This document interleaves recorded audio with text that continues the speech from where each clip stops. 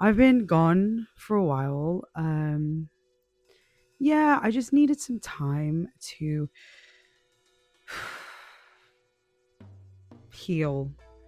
You know what I mean? I feel like with the universe and this whole journey of life, you really have to kind of go away to really learn more about yourself and uncover deeper truths about oneself.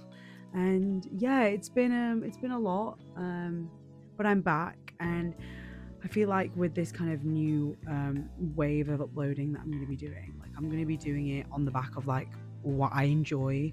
And to be honest, all of my videos that I've already done have been what I enjoy, and it's just kind of like my Aries Leo energy just shining through. Now I've kind of let go of all detachments, let go of a lot of things, which I guess today's video is kind of about. So today I want to talk about one of my favorite all-time animation films, probably the all-time favorite.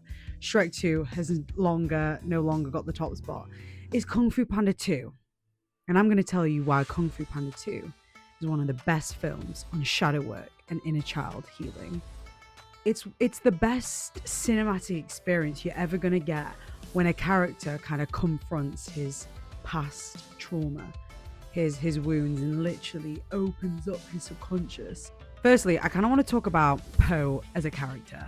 So, in the beginning of the film, he is so gassed to be part of the Furious Five. The famous five. This is my favorite film. I can't be looking it up.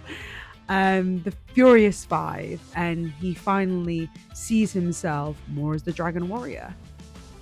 His nearby town gets raided, and Poe and the Furious Five have to go and see what is going on.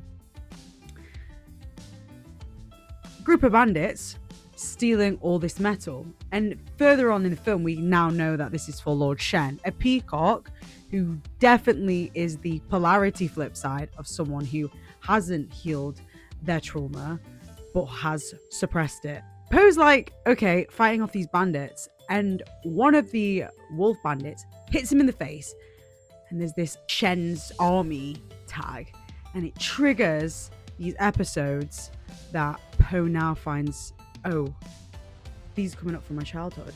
Why am I remembering this? He kind of goes on this like self-exploration, like the goose is not my father, clearly, to rabbit hole of like, who am I? And it is so interesting how between the ages of 0 and 7 are your core foundational moments as a being, that kind of form your foundation and structure for life. And for Poe, these are hidden away, and the fact that he is in such a good place in his life is still calling out for who am I, really just shows that your core childhood wounds and memories are so much more potent and run your programming than you think.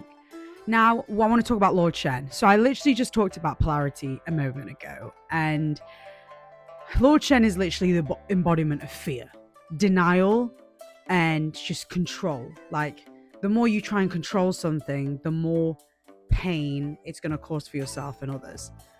You know, on the flip side, Poe, towards the end of the story, surrenders. He lets go, because in the beginning, we kind of see Shifu set up this whole story like, your next bit is to find inner peace. And he's like, inner peace? Its own.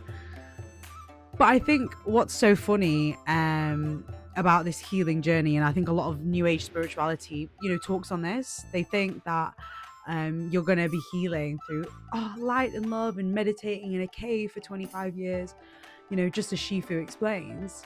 But no, healing can be so many forms. It can be screaming, it can be crying, it can be, really sitting in the dark depths of what happened to you. And we see this at the end when Poe does find inner peace.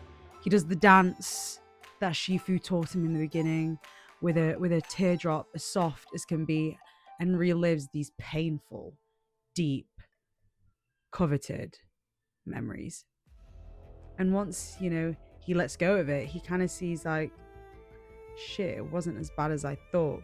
But like, now I know like who I was, but like I'm choosing who I am and who I was always meant to be. I just love this film so much. Also with Shen, you kind of see his obsession with like chasing these like fate mirrors. Like he's got the goat, who's like a psychic, and he's always asking her like see the future, and the future hasn't changed. And he's trying to change something so much that, you know, it's all about that path of surrendering. And we kind of see that dynamic between Po and Shen kind of mirrors to each other, chasing each other for our inner truths. Like, you know, you don't have to heal everything straight away. Like, things take a long time. You kind of see that through Kung Fu Panda 1 and even Kung Fu Panda 3, which I'll be going on in, you know, some next videos on the series. But it really does shine a light on like how you can't control a lot of things, and the only thing you can control is, you know, your response to yourself. But that doesn't make you who you are. It is the rest of your story. Who you choose to be. And doing the inner work rather than trying to chase external things, because like it will just bite you in the ass, kind of. So when Po, you know, gets hit and blasted by this massive metal thing by Lord Shen, he gets sent into, funnily enough, which kind of shows Dark Night of the Soul, I guess, into the village he was born and like taken, and that's where kind of all the bad stuff happened. Then the sheep in the beginning, or the goat psychic, finds him, you know, heals his physical wounds. He starts getting triggered by the village around him, and then the goat's like, don't fight it, because he keeps fighting these memories. It's like, oh, it's just a nightmare. And then once he kind of gave up that illusion of control and accepted it instead of fighting it, and I think a lot of us, and I know myself, who's been on a journey recently of constantly trying to fight fear, and it's like, no, I want to be in control, I'm scared. There's more fear. It just makes more fear, more resistance. You just kind of look at the fear, feel it, and accept it for what it is. And by doing that, you can kind of start to just work with it and watch it kind of fade away. Po accepts his fight instead of avoiding it. And through inner peace, he now integrates the light and the shadow. Like fat, funny, like Panda and Jack Black, you ate with the characterization of this character. Amazing. Someone we can really, you know, relate to. And then it's my favorite part of the film. It's the last part. So obviously we've been seeing Po kind of use comedy throughout the film just to laugh everything off. In his final moments, his Furious 5 gang are locked in chains, and he goes to free them. He faces Shen. He kind of faces himself at this point. It's like he's now done the shadow work, the inner child, and it's like the final test. Can I like hold and integrate what I've just learned through Dark Night of the Soul, through shadow work? Boom. Shen thinks, yeah, it's time to take over China. Nuh-uh-uh. Po, with his little thick thighs, gets up onto the hill, and he's like, come at me. The most furious test of all happens, where the pain, the trauma from the person who killed his parents, this is the form of forgiveness as well, I guess, sends him multiple fire shots to him, and he just gently alchemizes it away. And the soundtrack, Hans Zimmer, accompanied with this, oh my days, oh my days. Fierce. Like, what do you mean? This panda in the first film gets called fat, like, you're not the dragon warrior. He feels so much shame for himself through just like coming, you know, he's definitely an Aries. Po is definitely an Aries. I'm sorry, a fire sign who keeps just going and coming up, and just every time he knocks back down, he comes back up, which is the Aries energy, which is me. Classic Aries. At the end, you see him fist ball into the yin and yang, the light and dark aspects, which, you know, the show is the movie's trying to explain to everybody. And he's like, skadoosh. Then we see in Lord Shen's final moment, push Po away again. He has this opportunity to kind of, you know, forgive and let go in this moment of redemption. But Lord Shen, because again, healing takes time. It's not going to just happen in that moment. It could, but for him, I feel like Lord Shen was kind of too far gone. Not to say anyone's too far gone, hell no. But in that moment, you know, he chose to keep fighting. Whereas in the end, his creations of all the pain and destruction he was trying to push out to the world, for the world that apparently failed him, his creation ended up destroying him, which kind of shows like the path you kind of sow reaps back to you. I love this film. I think it's just amazing, and it's really that story of a soul just like us on the path of just trying to become himself. You know, he loves kung fu, and there's this inner warrior calling to him, which again, I'm excited to kind of go through Kung Fu Panda 3 and Kung Fu Panda 1 in another video, because Kung Fu Panda 1 is about the awakening, the call to soul, because Poe's like, oh, like I want to do kung fu, and then his like dad's like, no, we run a noodle shop, like noodles isn't our blood, and he's like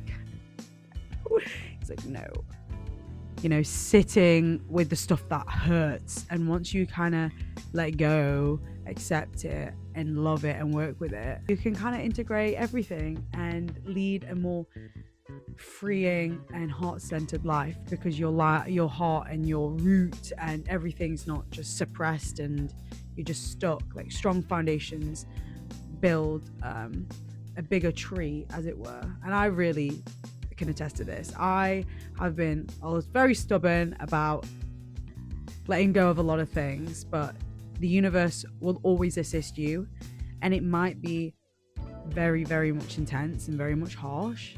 I had to go on a like 2-3 month hiatus away from society. Oh my days.